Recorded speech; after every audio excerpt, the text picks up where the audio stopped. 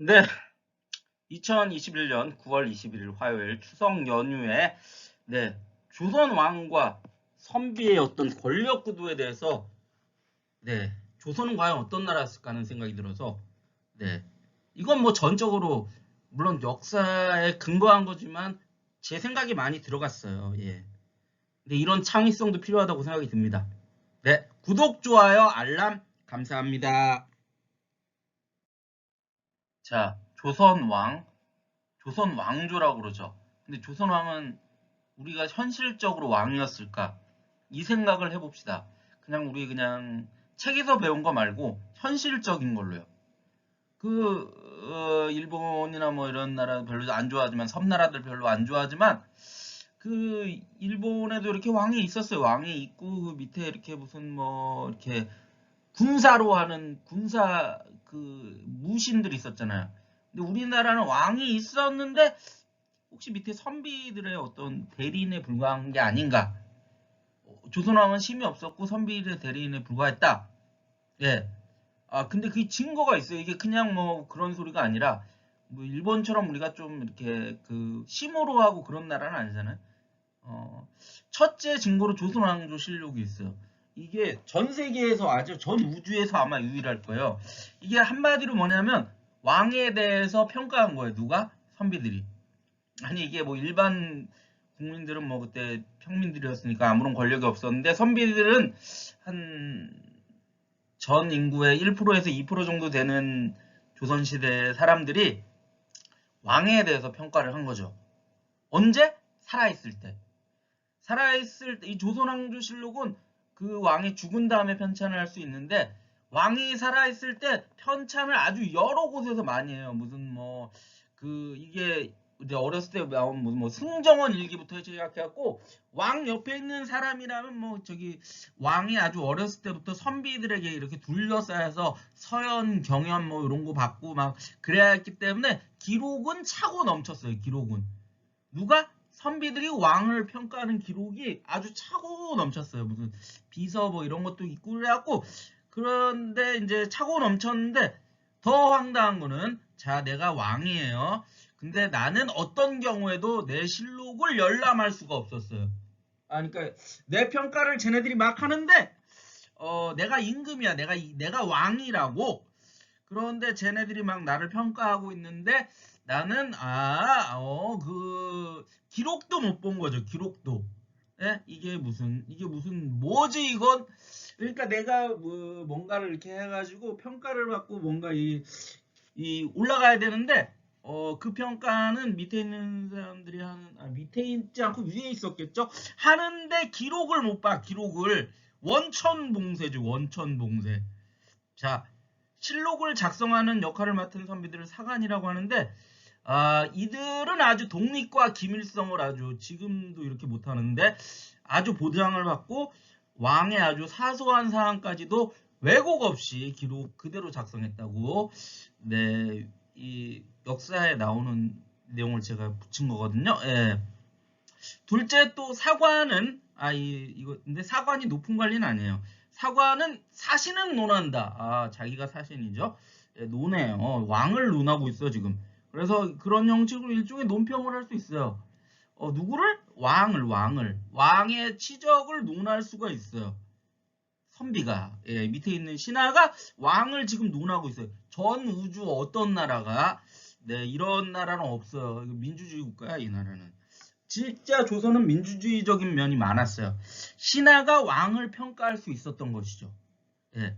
근데 사관이 뭐 이렇게 고급 관리 뭐 이런 게 아니라 우리 뭐 이렇게 장차관 이런 분들이 아니고 그 밑에 있는 분들도 아니었고 지금으로 말하면 한 5급 내지 4급 공무원 그 정도밖에 없었어요. 근데 이 사관 자리를 가게 되면 나중에 고급자 관리로 나아갈 가능성은 영의정 될 수도 있죠. 확률이 높았죠. 확률이. 그 삼정승 있잖아요. 삼정승. 우리로 치면은 지금으로 말하면 국무총리 뭐 이런 거 있잖아요. 그다음 이제 두 번째 국무총리 없었을 때 했을 뭐 그런 고급 관리로 장차관 갈 수 있는 확률이 높았죠. 그리고 이 사람들 중에 왕이나 세자를 가르치는 일종의 스승이 되는 경우도 있었고요. 예. 그러면 이게 뭐냐 도대체 시스템이. 자, 조선 왕이 아닌 증거들. 자, 세 번째. 선비들이 왕에게 나 때는 말이야 이거를 자주 했어요. 하루에 세 번 아니고 한 50번은 그거보다 100번도 넘었을지도 몰라요. 왜냐하면 이게 제도예요. 나 때는 말이야가 제도예요. 무슨 소리냐면 서영과 경연이란 제도가 있었어요. 이거는 선비들이 하는 게 아니라 왕이 될 왕세자나 왕이 선비들한테 가르침을 받는 거예요. 그러니까 우리 그 어르신들이 이런 거 하시죠? 라떼는 말이야! 하면서 일부 어른들이 자신들의 어떤 오래 산 태클을 기반으로 자신의 기준이 정답이란 강력한 왜곡에 근거한 이게 거스를 수 없는 그런 미친 그런 제도랑 똑같은 제도인 거죠. 예. 이게 말이 안 되는 건 누구나 다 아는데 라떼는 말이야 이거에 걸리면은 어떻게 할 수가 없어요. 이거는 초필살기이기 때문에 라떼는 말이야 이거를 우리들도 지금 한 번 들어도 힘든데 이때는 말이야 나 때는 말이야를 하루에 100번도 넘게 아마 들었을지도 몰라요. 그것도 누가? 왕이 일국의 왕이랑 왕세자가 내가 차기 왕인데 내가 누구한테 쫄다고 드린 선비들한테. 그러니까 이 조선의 왕이 아닌 그래서 증거인 거죠. 내가 어떻게 그렇지 왕인데 근데 니네가 미치려면 미친데 니네들이 왜 나를 가르쳐? 원래 이런 거야 이게 제도야. 그럼 권한이나 권리는 없지. 네가 뭘 있겠어? 그냥 너는 그냥 왕인 거지. 왕 좋다 왕. 근데 내가 왕인데 힘이 없는 거야? 그렇지. 그거 알려주려고 지금 서연 경영하는 거 아니야. 이게 겉으로는 가르치는 건데 나 때는 말이야 테크를 통해서 네가 그 알지? 우리보다 못하다는 걸 지금 그걸 배우는 거야. 그런 거였어? 그렇지. 그래서 서연과 경연을 왕들이 싫어했다 좋아했다? 자꾸 이상한 왕들을 이런 거에 비교하는데 서연과 경연을 싫어했던 왕 중에 훌륭한 왕도 많아요. 세종대왕님께서도 서연과 경연을 별로 좋아하지 않았고 처음에는 그리고 참고로 말하지만 그 세종대왕님이 대왕이 안 됐으면 했을 첫 번째 아들 태종의 첫 번째 아들도 굉장히 훌륭한 분이셨는데 무예도 굉장히 훌륭하고 태종을 닮았고 그 훌륭한 분인데 그분도 서연과 경연을 엄청 싫어했고 우리가 잘 아는 그 영조의 아들 사도세자님도 서연과 경연을 싫어했죠. 그 아들이신 정조대왕도 별로 좋아하지 당연히 않았죠. 정조랑 세종대왕이 좋아하지 않았던 이유는 학식으로도 선비들을 능가하고 있었어요. 이렇게 학식으로도 능가하는데 왜 해야 되냐고 이거죠. 내가 니네들보다 낫잖아 이거죠. 니네들이 아는 게 없는데 왜 자꾸 나를 가르쳐 이런 거죠. 그런데 이게 왜냐면 여기서 라떼는 마리아의 필살기가 왜 나오냐면 라떼는 마리아는 오래 산 테크를 기반으로 하는 거예요. 어른들의. 그러니까 이게 기준이 꼭 정답이 아니어도 정답이어야 해요. 그러니까 니네 이게 정답이 아니잖아 이렇게 찝어드리잖아요. 세종대왕이랑 정조대왕님께서 찝어드려도 라떼는 말이야 이러고 있는 거예요. 그러니까 이게 강력한 어느 나라랑 비슷하다 이거 현재 어느 나라랑 강력한 왜곡에 근거한 것과 똑같은 그런 제도라니까요. 서연과 경연으로 능가했던 왕이 있었어 진짜. 학식을 세종대왕님하고 정조대왕이 이렇게 쭉 능가했거든. 그런데도 해야 돼. 맨날 하면 깎게요. 그러니까 이때 경연이나 서연에 참가했던 신하들이 점점 줄지. 왜? 라떼는 마리아를 하고 싶은데 할 수가 없어. 왜? 앞에 왕이라는 사람이 자기보다 더 많이 알거든. 이때는 서연과 경연에 참가하는 신하들이 줄어들어 이렇게. 왜 줄어드냐면 이때는 내가 보기에는 딱 그거야. 그 서연과 경연을 하는 신하들이 제비뽑기를 서로 하는 거지. 요번에 왕이 아주 너무 안돼. 쟤는 너무 아는 게 많다. 우리가 이거 맨날 가면은 스트레스 쌓이니까 제비뽑기로 하루에 한 3명씩 보내기 작전 알지? 3명에서 4명 해가지고 이거 어차피 죽음의 계급이니까 데스 오브 밸리 알지? 그 죽음의 밸리 오브 데스인가 하여튼 알게 뭐야 하면서 가서 저 아무 말도 하지 말고 있어. 뭐 이런 거 했던 거죠. 예? 실제로 서현과 경연이 쓸모가 없었던 왕 세종과 정조대왕님이 계셨는데 예, 힘들었어요. 그때도 했어 이걸. 할 필요가 전혀 없잖아. 왜냐하면 선비 다 합친 것보다 선비가 몇 명인지는 모르겠지만 그때 당시에 선비는 사실 모든 선비예요. 왜냐하면 왕이 얼마나 힘들었냐면 여기 지금 과거 제도로 이렇게 온 애들 말고 저기 밑에 있는 애들이 무슨 뭐 하여튼 상소를 올려. 그럼 그런 것까지 다 읽고 이렇게 해야 되거든요. 그러니까 이 경연이랑 서연이 왜 문제가 있냐면 지금 상소 이렇게 처리하기도 바쁜데 왕한테 죽으라는 거지. 지들은 이거 해야 될 일이 적다고 이렇게 영의 정도 뭐 해야 될 일이 그렇게 왕보다는 많지 않잖아. 해야 될 일이 적은데 아침부터 시작해갖고 무슨 저녁 밥 먹고 한 번 하고 막 이렇게 하루에 서연을 한 번 하는 게 아니에요. 한 세네 번 하는 거예요. 경연도 한 번 하는 게 아니라 한 세네 번 해요. 이게 미친 제도지.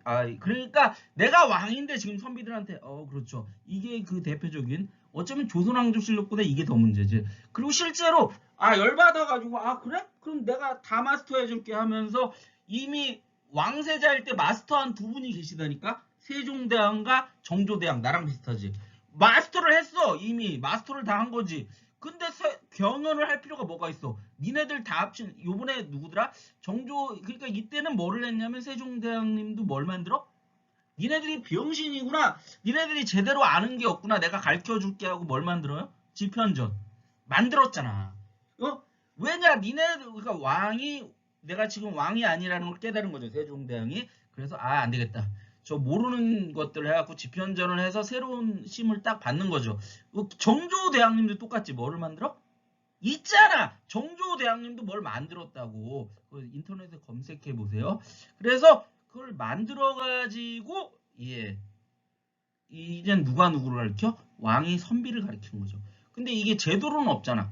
서연과 경연은 조선이 시작할 때부터 있는 제도이기 때문에 누가 누구를 가르쳐? 선비가 왕을 가르치는 거예요. 선비가 왕을 가르치고 선비가 왕이 될 왕자를 가르치는 제도인데 이 지편전이나 뭐 귀장각 이런 거는 아까 정조 그런 거예요. 그런 거는 제도가 아니에요. 그러니까 지편전을 막 이렇게 막 띄워주는데 아무런 쓸데가 없어요. 왜?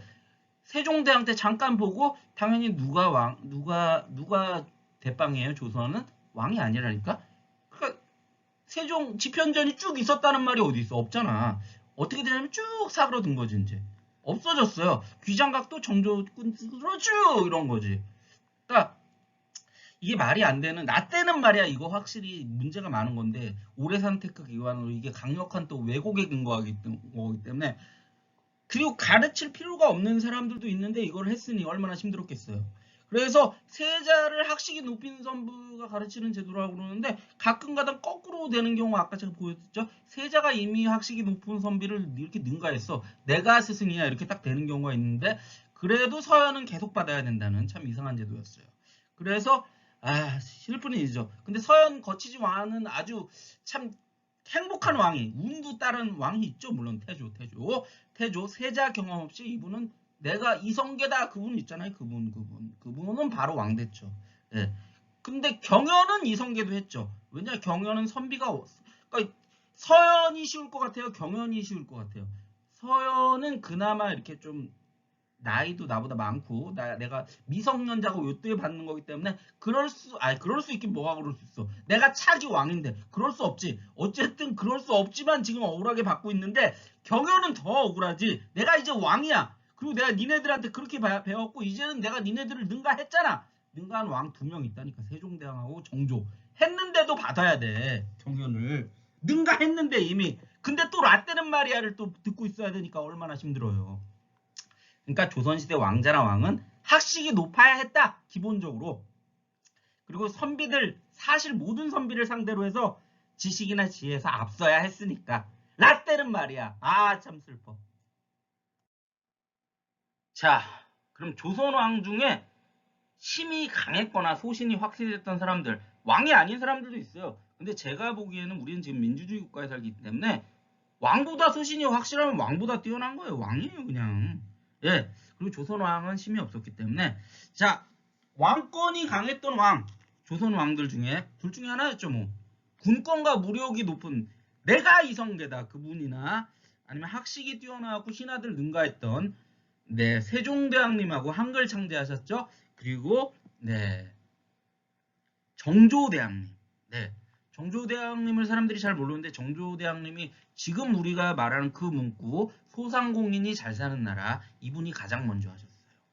네. 진짜라니까요. 그래서 암살까지 당하신 거죠. 정조대왕님이 참 이상하게 죽어요. 나이 40에 죽었는데 이상하게 죽어요. 막 이렇게 뭐 이상한 독에 당하면은 그 손가락 끝이 막 이렇게 흑색으로 변하고 막 그런 거 있잖아요. 그렇게 해서 죽어요. 어제까지 멸종했던 사람이 오늘 죽은 거예요. 소상공인 알죠? 수원성 짓고 그런 거? 원래는 그게 한 20년 걸려야 되는데 아주 훌륭한 분이 있었어. 다산정약용 선생님이라고 그분이 기중기 만들어갖고 기중기를 보고 만든 게 아니라 그 어떤 이렇게 이런 그 무슨 그 책이 있었나 봐요. 외국에서 들어온 이렇게 책이 있었는데 외국에는 기중기가 있었던 거예요. 근데 우리나라는 없었는데 그 책을 이렇게 보고 다산정리 그런 책은 이제 이렇게 자기가 보유할 수는 없거든요. 보고 이렇게 만들면 되겠지 하고 상상력으로 만든 거예요. 예, 그게 기중기예요. 기중기를 통해 가지고 수원성을 원래 20년 걸려야 되는데 한 4년인가 5년 하여튼 되게 빨리 만들어요. 예, 그런 거죠. 소상공인이 잘 사는 나라를 자 한글 창제랑 소상공인이 잘 사는 나라 어느 게 더 중요하냐 뭐 이렇게 따지면 안 되고 둘 다 중요한 거예요. 예. 근데 사실 한글 창제도 중요하고 소상공인이 잘 사는 나라도 중요하죠. 이미 한글 창제했으니까 이제 소상공인이 잘 사는 나라 한번 해봤어야죠. 이랬으면 아주 좋아졌을 수도 있었는데 안타까운 거죠. 예. 어쨌든 그랬고 무력면에서 우리 흔히 태종 나오잖아요. 내가 이성계다 말고 이성계의 다섯째 아들. 근데 사실 이 태종 이방원은 이성계 아들 중에 유일하게 아주 특이한 경력이 하나 있어요. 문과 시험 급제자예요. 이성계가 좋아했죠. 왜 좋아해? 자기 아들들이 하나같이 우락부락하고 막 이렇게 그 저쪽 북방에서 컸기 때문에 그리고 아실지 모르겠지만 이성계가 순수한 한국 사람이 아니고 여진족이랑 이렇게 섞인 알죠? 아니 설마 이걸 모르진 않겠지? 뭐 아직도 뭐 단군의 자손 이런 개소리를 믿는 분 이런 소리 안 듣는다면 안 되고 어쨌든 뭐 유일민족 그런 거 아니고 이때부터 이미 왕이 여진족 이렇게 피해를 이어받았고 그거 아시나? 뭐 이렇게 그 이성계 오른팔도 그 여진족 출신 그런 거예요. 그런 거야. 뭘 따지고 그래. 하여튼 역사가 그랬다고. 그래서 고려 과거 시험 문과 시험 급제자였으니까 이성계가 어떤 컴플렉스가 있었지. 얘가 열등감이 있었을까 없을까? 내가 이성계에다를 왜 했겠어? 왜 내가를 앞에 붙였겠어요? 열등감이 없었으면 나처럼 이렇게 겸손한 자신감을 갖고 있었으면 뭘 내가를 붙여? 그냥 이성계다. 뭐 이런 거지. 우리 겸손한 자신감을 갖고 있는 이렇게 건전한 사람들은 이런 말을 안 해요. 주로 열등감을 갖고 있으니까 이런 말을 한 거지. 그러니까 뭐에 대한 열등감? 그렇지. 배움에 대한 열등감이 있었지. 이성계는 어렸을 때부터 활이 났었지. 뭐 이런 걸 해봤겠어요? 그러니까 자기 자식 중에 한 명은 했었는데 그 사람이 바로 이방원이었던 거예요. 이방원 훌륭하다. 문과 시험 고려 과거 문과 시험 급제자. 그리고 이게 왜 중요하냐면 당시에 이게 개혁의 표상이야. 왜 개혁의 표상이냐고? 당시에 고려 문벌귀족은 과거도 안 봤어. 이 새끼들은 진짜 아름답게. 과거 안 보고 어떻게 했냐고 자기 아버지가 이렇게 높은 관리야 장차관이야. 그럼 나도 그냥 장차관 한 거예요. 고려가. 그래서 조선은 그렇게 했다 안 했다? 당연히 못하게 했지. 근데 조선이 이렇게 후기로 가잖아요. 세조 때부터 똑같아져. 고려랑. 세조가 왕이 어떻게 돼요? 세조가 이렇게 정당하게 왕이 되지 않고 찬탈을 하잖아요. 역모를 꾸며서 왕이 됐잖아요. 그러면은 역모를 꾸며서 왕이 되면 아무래도 이렇게 정상적인 시험을 봐서 이렇게 사람을 뽑아야 돼요. 아니면 이렇게 이상한 애들을 뽑아야 돼. 이 이상한 애들을 뽑을 수밖에 없는 거예요. 이때부터. 그런 거지 뭐.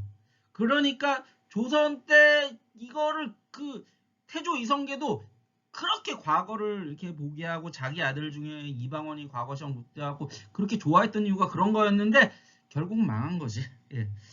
얼마 전에 그리고 모 방송국 드라마에서 이 이방원 이분이 자신이 죽였던 정도전을 스승으로 삼는 내용도 나왔죠. 예. 이 드라마 굉장히 재밌는 드라마인데 어쨌든 그렇다는 거죠. 그리고 원래 나 TV는 잘 안 보는데 요거 잠깐 봤어요. 태조의 첫째 아들은 첫째 아들 이분은 진짜 왕보다 더 훌륭한 것 같아. 진짜 있었어요. 설마 정종이라고 있거든요. 이렇게 태조랑 태종 사이에 이방원이 내가 바로 왕이 되면 좀 뭐하니까 우리 형이 있거든, 둘째 형.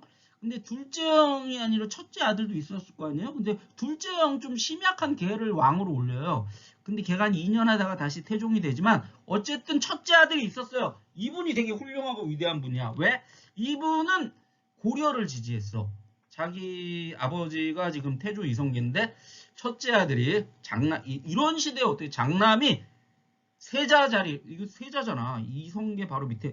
이랬으면 이방원이 그런 이렇게 막 여러 사람 때려 죽이고 이런 거 안 해도 되는데 이분이 참 특이한 분인데 특이하고 아주 소신 있는 분이야. 아주 고려를 지지하면서 야 이 잡놈의 새끼들아 그런 거죠. 자기 아버지를 디스한 거지. 세자 자리를 버리고 당연히 세자 자리 버리고 도망 나온 거예요. 도망가면서 속으로 분명히 했을 거야. 속으로 야 이 XX들아 잘 먹고 잘 살아라 했을 것이다 라는 생각이 들어요. 태조 첫째 아들 역사에도 안 나오는 역사에 지웠어 사람들이. 아이 나쁜 놈들 하여튼. 이런 걸 왜 지워? 누가 지웠을 것 같아요? 설마 이성계가 지웠겠어? 아니야 이성계는 아들인데 지우지 않으려고 그랬는데 분명히 여기 이렇게 여기 신하들 있잖아. 신하들이 왕이 아니라니까. 이성계 때도 파워가 한 30%밖에 안 돼.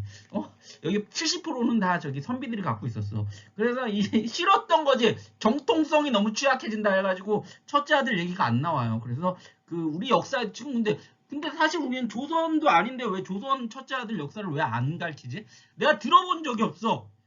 근데 내가 스스로 배운 거지 이거는.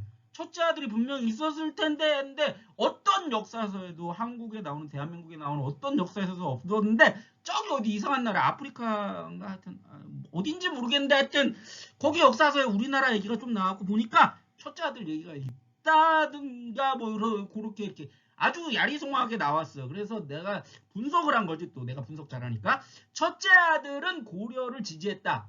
그래서 세자 자리도 버리고 도망갔다. 그런 거지. 이거지 이거. 자, 그리고 이 신하들이 당연히 이때는 다 얘네들 다 과거에다가 얘네들은 이렇게 옆에 하여튼 우리로 말하면은 이렇게 이때 선비들은 다 과거 급제자예요. 무슨 소리냐면 공무원들이었던 거지. 지금으로 말하면 공무원 시험 급제자만 정치를 할 수 있었어요. 특이한 나라였지 조선이. 예? 그러니까 근데 걔네들이 왕하고 아까 제가 말했죠. 왕하고 왕세자 가르쳤다고. 근데 그럴 정도면 신하가 학식이 굉장히 뛰어났을 거 아니에요. 퇴계 이황 뭐 이런 사람들 있잖아요. 율곡이 이런 분들 학식으로 굉장히 뛰어났는데 그걸 능가한 왕이 딱 2명 있어. 세종대왕하고 정조. 이 사람들이 능가할 수밖에 없었던 이유는 어렸을 때부터 그러니까 얘네들이 사실 정연과 서연할 때 서연은 좀 이렇게 덜 심하게 가르쳤어야 되는데 신하들이 자기가 높다고 생각을 하고 왕을 되게 심하게 가르쳤던 거죠. 왕자들을 아주 어려운 거를 막 가르쳤던 거예요. 어렸을 때부터. 그랬더니 얘네들이 알죠? 고난과 이렇게 역경을 딱 디디면 더 훌륭해지는 거 이렇게 쭉 올라간 거지 그냥. 얘네들이 한 100권 읽을 동안 얘네들은 한 5만 권쯤 읽은 거죠. 100만 권을 딱 읽고 있었던 거죠. 사람 중에 있다니까 그런 사람이. 그분이 바로 세종과 정조대왕이에요. 모든 책을 아마 다 읽었을 수 있다고 생각을 해 나는. 있어. 왜냐 이게 여기서 계속 하루에 밥도 안 먹이고 막 이런 공부를 시키잖아요. 기계가 된다니까 사람이. 세종과 정조가 전국의 선비들을 모두 능가했던 거지. 이렇게 쭉 능가하고. 능가할 수밖에 없어. 왜냐면 능가하지 않았으면 집현정과 규장각을 못 만들어요. 능가했던 거야. 능가해서 그리고 이때는 아까도 얘기했죠. 서연과 경연하는 선비들이 줄어요. 줄을 수밖에 없지. 너 같으면 가고 싶겠냐? 내가 지금 이렇게 앓혀주려고 저거 바보 왕 앓혀주려고 가는데 얘가 바보가 아니라 천재인 거지. 가서 라떼는 마리아를 못하고 얘네들이 왕이 라떼는 마리아를 하고 있는 걸 들어야 되니 스트레스 엄청 써야지. 그래서 그리고 이렇게 딱 얘네들이 뭘 깨닫겠어요? 세종대왕님하고 정조대왕님이. 생각해보니까 내가 어렸을 때부터 배운 거랑 지금까지 현실 정치를 쭉 보았던 건데 내가 왕이 아니라 아는 거예요. 이분들은 내가 왕이 아니라 저 신하들 밑에 있는 사람들이구나. 내가 겉은 왕이지만 속은 아무것도 아닌 쭉정이구나. 이걸 깨달은 거죠. 그러니까 뭐를 하겠어요? 말년에는 신하들하고 엄청 싸웠죠. 근데 모토가 뭐여야 돼요? 이분들은 어렸을 때부터 뭘 배웠냐면 유교 이런 걸 배웠기 때문에 모토는 다 백성을 위해서여야 돼요. 그래서 세종은 모토가 뭐였어요? 이 한글 창제 목적 나오잖아요. 한글을 왜 지어요? 백성들을 위해서. 너무 어렵다. 한문이 너무 어렵잖아. 우리말로 지어야지 해서 한글 만든 거고, 정조는 야 니네들 지금까지 너무 헤쳐먹었잖아. 그러니까 이제는 다른 모든 다른 백성들 중인도 있고 저기 농사 짓는 사람들 상공인 이런 사람들 다 같이 잘 사는 나라 만들어 보자. 근데 이렇게 되면은 저기 지금 내가 잘 봐요. 내가 지금 과거를 어떻게 이때 세종 때랑은 또 틀려. 세종 때는 과거를 굉장히 엄격히 해서 잘 들어왔는데 정조 때는 과거로 들어온 게 아니야. 이 사람들이 지금 아까 말했죠. 세조 때부터 지금 나라가 개판이 됐다고. 그런데 정조 때 지금 들어온 사람은 돈을 이렇게 찔러주고 들어왔거든. 내가 지금 시험 잘 받아. 정조대왕 네가 잘 모르나 본데 지금은 옛날이 아니야. 이 사람아 하면서 그러니까 죽일 수밖에 없었죠. 예, 그런 거예요. 예, 소상공인이 잘 사는 나라 같은 소리 하고 있다. 내가 지금 고부밀란 뭐 이런 거 왜 나는지 아시죠? 내가 지금 여기에 내가 1억을 묻고 들어왔어 이 사람아 하면서 네가 근데 여기서 소상공인을 잘생기하면 내 1억은 어디로 가는겨? 그런 거지. 그런 거죠. 내가 지금 여기에서 만족할 수가 없잖아 하면서 내가 지금 여기 이 자리에 1억을 묻고 들어왔는데 10억은 챙긴 다음에 가야지 이거를 꿈꿨던 거죠. 예? 정조가 지금 그런 밑에 신하들이 세종 때는 신하들이나 이렇게 그러니까 내가 아까도 말했죠. 차라리 시험으로 들어오는 게 나아 엄격하게 해서. 근데 정조 때는 완전 나라가 무너졌다니까. 나라가 이렇게 쭉 무너져가지고 신하들이라는 새끼가 한 100에 99는 다 이렇게 쓰레기들만 있었던 거예요. 그러니까 정조 때도 규장각을 만들고 세종 때도 이상한 나라다 그리고 집현전 만들었던 거예요. 근데 잘 안 됐던 거죠. 예. 지금도 소상공인이 잘 사는 나라 안 되고 있잖아요. 이때는 더 심했겠죠. 안타깝다. 그러니까 조선 왕 중에 이렇게 소신이 강했던 사람들도 다 좌절로 끝나네 어떻게. 세종도 이게 사실 한글을 창제했지만 400년 동안 못 쓰인 거 아시죠? 정조대왕 소상공인이 잘 사는 나라 그때도 안 됐고 지금도 안 됐고. 예. 안타깝습니다. 백성을 위한 그런 훌륭한 정치가들이나 그런 사람들이 많이 나와야 되는데 네. 추석인데 참 이런 얘기를 해서. 자, 조선 왕대 한번 선비의 권력 배분 구도를 우리 숫자로 한번 보자고. 이렇게 숫자로.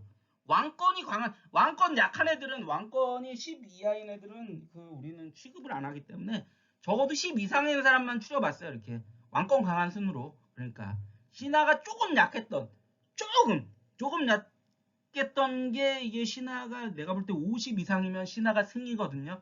이거 알잖아 이거 숫자는 꼭 절대적인 건 아니지만 어쨌든 이게 50대 50이어도 누가 이길지 모르는데 이게 49대 51이면 신하 승이거든요.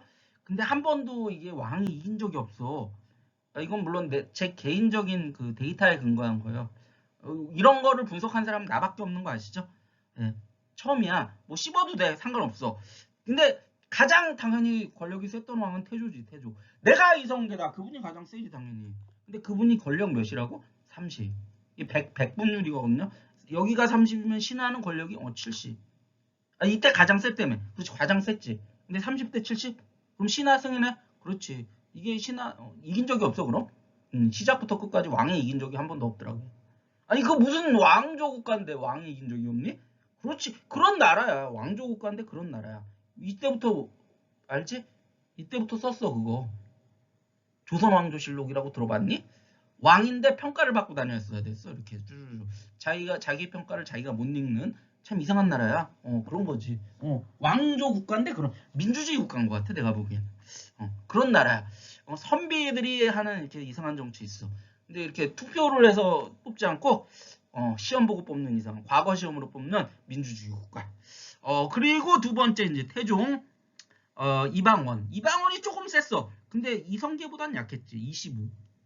이 둘은 전적으로 무력에 의존하는 그런 왕이었지. 신하 권력 75. 그나마 무력에 의할 때는 이렇게 권력이 높아질 가능성이 조금 있어. 군사력도 있고 그러기 때문에. 근데 이때 신하 잘 봐. 이때 둘이 합친 이때 왕이 합친 군사수보다 신하들이 가지고 있는 군사수가 훨씬 많았고, 그리고 이때는 그나마 건국 초래에서 왕권이 강한 거야. 이게 나은 정도야. 그러니까 이게 지금 지고 있는데 나은 정도야. 신하가 70, 75인데? 계속 안 좋아지는데? 계속 안 좋아지는데 이게 나은 정도야. 이때 괜찮았다는 거지.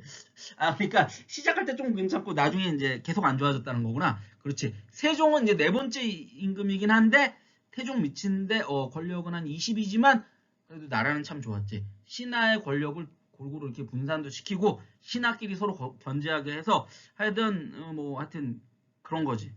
이 세종 때 가장 우리나라가 발전했지. 조선 때. 하지만 이 세조에 들어 이게 아주 흉악한 권력이 조금 얘가 조금 강하긴 했어. 왕으로서는 강했지만 이때부터 신하 권력이 급속도로 강해지는 이게 얘가 바로 전환점이지. 세조 얘가 전환점이에요. 터닝 포인트. 왜? 이 새끼가 왕으로서 절대 하지 말아야 될 정당성을 잃었어. 지가 말했던 거잖아. 강력한 법치주의 국가. 이게 말이 안 되는 건데, 법치주의 국가를 하는데 본인이 법을 어기고 왕이 되신 분이야. 그 본인이 법을 어겼어. 이게 법치주의 국가라며. 근데 강력한 법이라며. 근데 왜 본인이, 그런 거야. 그러니 그 후에 과거 시험이 제대로 치러지겠냐? 한 명의 본인도 과거 시험 급제자가 아닌데, 얘랑 한 명이랑 이렇게 플러스해서 이걸 만들었거든, 이때 세조를. 그러니까 왕이 되는 사람과 왕 메이커가 있었던 거지. 킹 메이커랑 킹이 이렇게 해갖고 나라를 이제 말아 드신 거지. 내가 아까도 말했지만 조선은 결국 선비들에 의한 나라고 선비들의 국가인데 그게 잘 지켜질 때는 과거 시험의 공평성과 정당성이 유지됐을 때야. 근데 세조 때부터 과거 시험이 엉망이 돼가는 거예요. 왜? 킹메이커가 과거 급제자가 아닌데 너 같으면 네가 한 명인데 너 같으면은 이제 왕이 또 골골해 얘가. 왔다 갔다 해. 막 나중에는 미쳐 얘가 또 세조가. 왜? 자기가 여러 사람 죽이고 그랬으니까 막 불교에 심취해. 우리도 이상한 이 신앙심이 반드시 나쁜 건 아니지만 갑자기 신앙심에 미친 거는 알지? 좋은 게 아닌 거? 이게 좋은 게 아닌 신앙심이 온 거지. 세조가. 그러니까 정치는 누가 했겠니 그럼? 세조가 할 수 없는데? 그렇지. 킹메이커께서 하셨지. 한 명애가. 아주 오랫동안 하셨어, 그 인간이. 야, 무슨 시온가 뭔가 충성이래. 충성을 전혀 안 하는데 어떻게 충성이 되는지 내가 이해가 안 가. 조선 왕조를 말아드신 그 망조의 시작인데 걔 시호가 충성이야. 하여튼 조선은 참 이상한 거야. 그래서 이때부터 어떻게 된다고? 과거 시험을 받겠냐? 한 명애한테 가갖고 여기다가 돈을 찔러주는 거야. 그러면은 과거 시험을 내가 급제를 해. 장원급제가 그냥 바뀌어 그냥. 돈을 찔러주면 돼 얘한테 가서. 안타까운 일이지. 세조 때 이제 나라가 맛이 가기 시작한 거지. 그래서 광해군 정조 때 이 권력을 좀 이제 만회해 보려고 했지. 그래서 권력 구도가 10이 된 거지. 10. 이 세조 때 15였다가 그 이후에는 뭐 한 1, 2 이러고 여기 98, 99 막 그러다가 광해군 때 해보자고 10으로 갔다가 이제 골로 가지고 광해군도. 그리고 정조 때도 소상공인이 잘 사는 나라 했다가 10으로 갔다가 골로 가셨어. 그리고 마지막 불꽃 한 분 또 태우셨지. 이거 꼭 왕 아니어도 된다고 그랬지 내가 아까? 내가 왕권이 강해서 있잖아. 그 고종 말고 그 비용신 이러면 안 되지. 또 여기 또 무슨 이씨 집안이 있을지도 모르니까 그분 말고 그분 아버지 흥선대원군. 어렸을 때 막 미친 세력 가문에 이렇게 밑에 가랑이 사이로도 막 지나고 그런 분. 그런 아주 훌륭한 흥선대원군 때 진짜 권력을 아주 높였지. 25까지도 거의 태종까지 올렸는데 이때 가장 중요한 또 재정을 이렇게 가장 부강하게 해놨는데 민비라고 있으셔. 민비랑 고종이 이거를 다 헤쳐 드셨지 이렇게. 그래서 결국은 나라가 이렇게 망했다는 슬픈 조선왕조의 이야기야. 아깝다 흥선대원군. 좀만 더 이렇게 정치를 했어도 이분이 꼭 이렇게 이분을 자꾸 위정척사의 대표적인 인물은 아니야. 이분이 나중에 프랑스 신부들이랑도 이렇게 하고 미국이랑도 이렇게 하고 러시아랑도 이렇게 해서 우리나라를 이렇게 발전시킬 수 있었어. 이분이 하려고 했다고. 근데 안 된 것뿐이지. 이렇게 갑자기 쭉정이들이 이렇게 나와가지고 내가 해보겠다 해갖고 민비가 결국 다 말아드시고요. 그래서 결국 나라가 이렇게 골로 간 거지. 참 안타까워. 근데 어쨌든 조선은 뭐 이렇게 권력, 이 왕의 권력과 신하의 권력을 이렇게 놓고 봤을 때 왕의 권력이 신하의 권력을 단 한 번도 능가한 적이 없는 아주 이상한 나라였다는 거지. 그러니까 우리는 조선을 왕조국가라고 표현하는데 왕이 별로 힘이 없었어. 이게 시작 때 가장 강했는데 이미 신하의 힘이 훨씬 컸다고. 그렇다는 거야. 이거 알지? 이거 창의성에 의해서 만든 숫자라는 거.